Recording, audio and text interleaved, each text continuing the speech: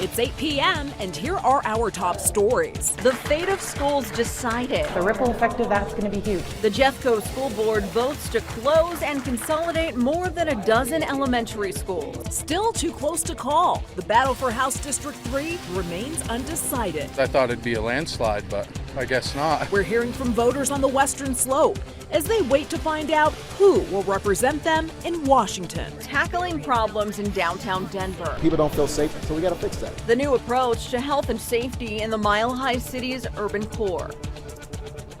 Good evening, and thank you for watching Denver 7 News on Local 3. I'm Jessica Porter. I'm Amy Wattis. We begin in Jefferson County, where the Jeffco school board just in the last hour voted unanimously to close and consolidate 16 elementary schools. The district announced in August plans to close all of these schools because of declining enrollment. This will impact thousands of students across the district. Denver 7's Rob Harris was at tonight's meeting. He joins us live now from Golden. Rob.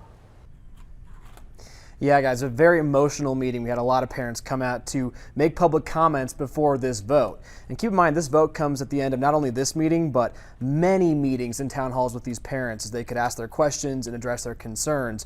But before the vote tonight, the parents came to speak one last time and kind of make their final pleas, not only to save their kids' school, but also to feel like they were heard. And that was the biggest frustration I heard from parents after, was that they felt like they were sort of speaking in vain and that the decision was sort of a foregone conclusion.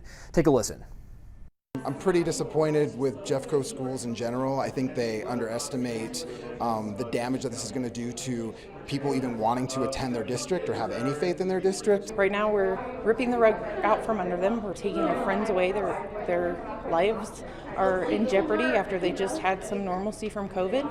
And we're throwing them willfully into a mental health crisis that is avoidable and preventable. We are like one big, strong, fat, happy family. And it tears me up that that could be destroyed. I don't want to see her lose friendships, so we will try and make it work as much as we can. Now, it wasn't only the parents who we saw emotion from tonight. We saw some of the board members show emotion as they were making their final comments before the vote. What they're saying is they feel like they were kind of backed into a corner and didn't really have another choice because the district rather is facing this huge budget deficit and declining enrollment in their schools. So they said they would just be kicking the can down the road essentially if they didn't vote yes tonight. So now the district's main focus, it says, is to help families and students with the transition over the next school years into these new schools, as well as helping staff members to apply to jobs at existing schools. Guys. No one is happy about these decisions. Thank you, Rob. And new tonight, the superintendent of Denver Public Schools is announcing a change in the district's proposal to close and consolidate 10 of its own schools, also because of declining enrollment. Dr. Alex Marrero says DPS will prioritize closing Denver Discovery School, Schmidt Elementary, Fairview Elementary International Academy of Denver at Harrington, and Math and Science Leadership Academy. Marrero says these 5 schools are the ones that require the most budget assistance. 5 other schools in the plan are still under consideration, but will continue to get support from the district. The board still plans to vote a week from today on November 17th. Turning to election news now, it's been 2 days since polls closed in Colorado, and the race for House District 3 is still too close to call. At this hour, Republican incumbent Lauren Boebert leads Democratic challenger Adam Frisch by 1,100 votes. Frisch had been leading since late Tuesday night before Boebert pulled ahead this morning. Part of the holdup for a final outcome is because of District 3's size. Made up of 27 counties, many are rural, where counting is slow because of the small number of election staff. And there still may be some remaining ballots to be counted in Pitkin and Garfield counties. Gilbert Ortiz, the Pueblo clerk and recorder, confirmed there were 1,800 in personal ballots, 5,000 mail-in ballots, and 500 overseas ballots from military voters to open and count there. There's a lot of gaming happening right now. There's a lot of people reaching out to the rejected mail ballots to get their ballots in. And so, you know, people think on election day the election's over. In my opinion, the wild stuff happens after election day.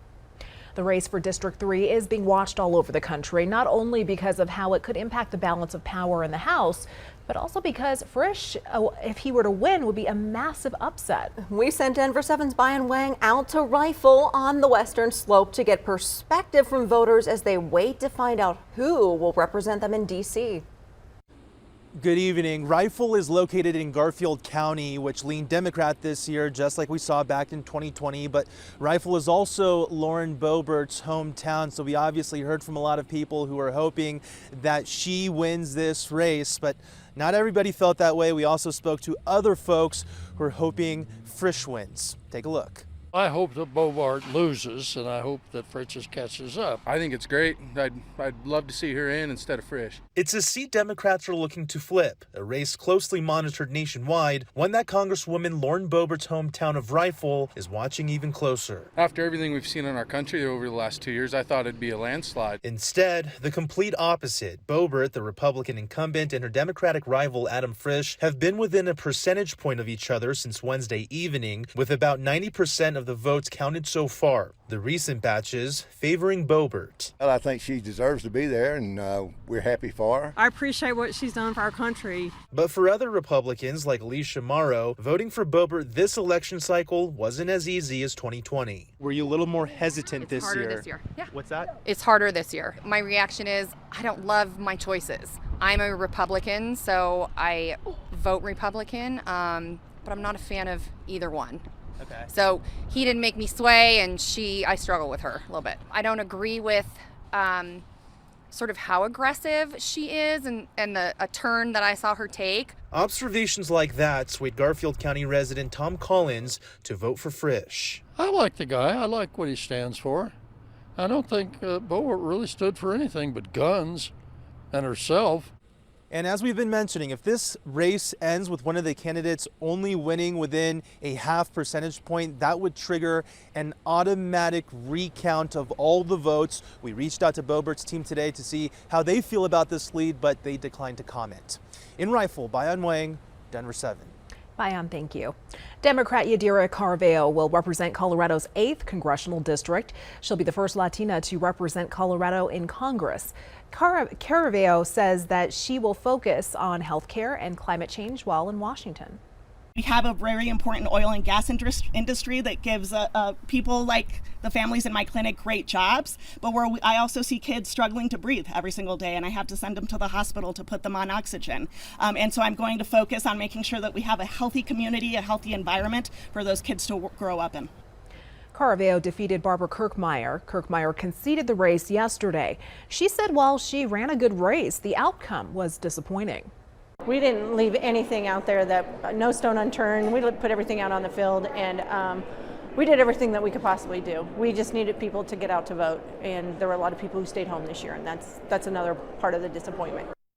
Kirkmeyer says Colorado Republicans now need to regroup and define their message. Still undecided tonight is the balance of power on Capitol Hill.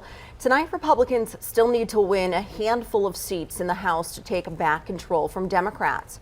The balance of power in the Senate is also still up in the air. Ballots are still being counted in the Senate races in Nevada and Arizona. The Senate race in Georgia is headed to a runoff. Back at the Colorado Capitol, Republicans and Democrats gathered together to honor House Minority Leader Hugh McKean. McKean passed away late last month from a heart attack. McKean was remembered for his infectious laugh and his ability to reach across the aisle and find compromise. He was always willing to talk through any issue, to hear my thoughts, of course, to share his.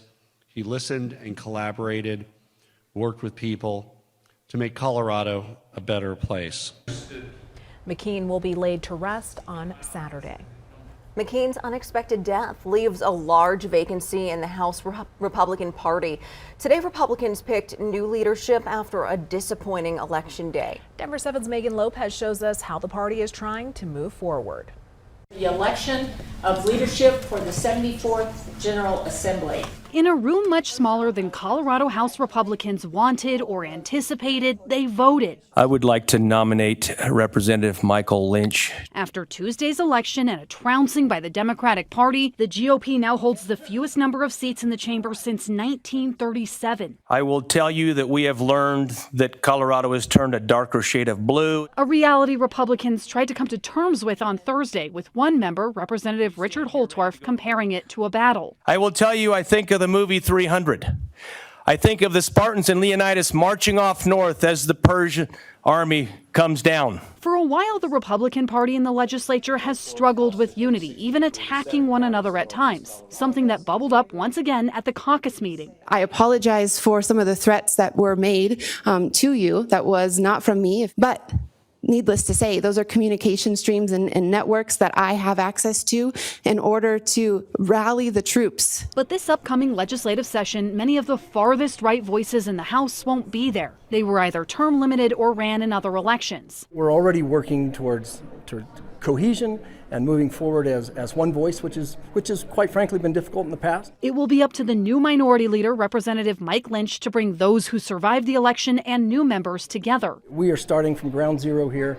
I believe this is the lowest number we've had, so there's nowhere to go but up.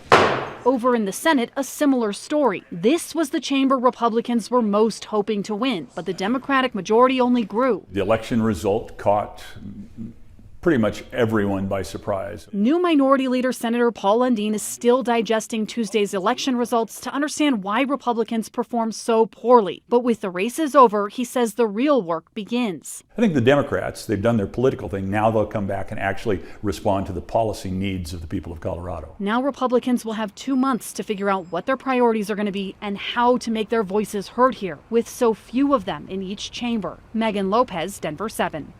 Colorado Democrats also picked new leadership today. Steve Fenberg was reelected as Senate President and Dominic Moreno was reelected as Majority Leader. House Democrats did not elect a speaker because some races are still too close to call. Some promising signs that inflation may be cooling off from its 4-decade high. The Consumer Price Index shows inflation in October was 7.7% compared to a year ago. That's a slowdown from 8.2% in September. Digging deeper, Americans are still feeling the pain when it comes to rent, gas, and even groceries.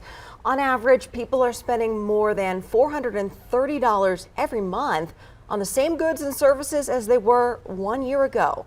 Economists are predicting we could fall into a mild recession by the middle of next year. The latest report on inflation helped stocks soar on Wall Street. The Dow, NASDAQ, and S&P 500 each closed with sizable gains. In fact, the NASDAQ packed an entire year's worth of gains, all in just one day. A Veterans Day tradition in Aurora. Tonight, more than 6,200 glass luminarias were lit at the Colorado Freedom Memorial. Each luminaria represents a Colorado veteran killed in action since Colorado became a state in 1867. These will be lit from 5 to 8 p.m. through Saturday.